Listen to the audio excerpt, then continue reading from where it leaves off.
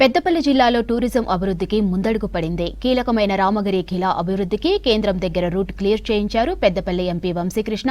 ఇక ఖిలాకు రోప్వే నిర్మాణం, పర్యాటక అభివృద్ధికి నిధులు మంజూరు చేయించారు. అధికారులు త్వరలో ఇందుకు సంబంధించి డీపీఆర్ తయారు చేయనున్నారు.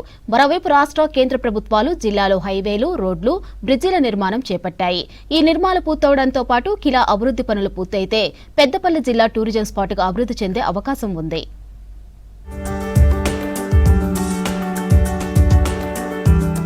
పెద్దపల్లి జిల్లా మంతని నియోజకవర్గంలోని చారిత్రక రామగిరి ఖిలాకు రోప్వే నిర్మాణానికి లైన్ క్లియర్ చేయించారు పెద్దపల్లి ఎంపీ వంశీకృష్ణ.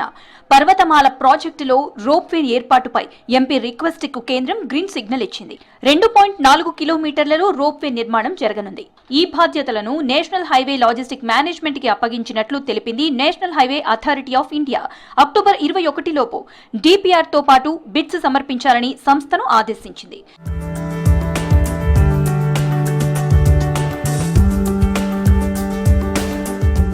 రామగిరి ఖిలాకు రోప్వే నిర్మించాలని కేంద్రానికి పలుమార్లు వినతి పత్రాలు ఇచ్చారు పెద్దపల్లి ఎంపీ గడ్డం వంశీకృష్ణ. మంతని నియోజకవర్గం ప్రజల కోరిక మేరకు కేంద్రంతో మాట్లాడి ఒప్పించారు పెద్దపల్లి ఎంపీ.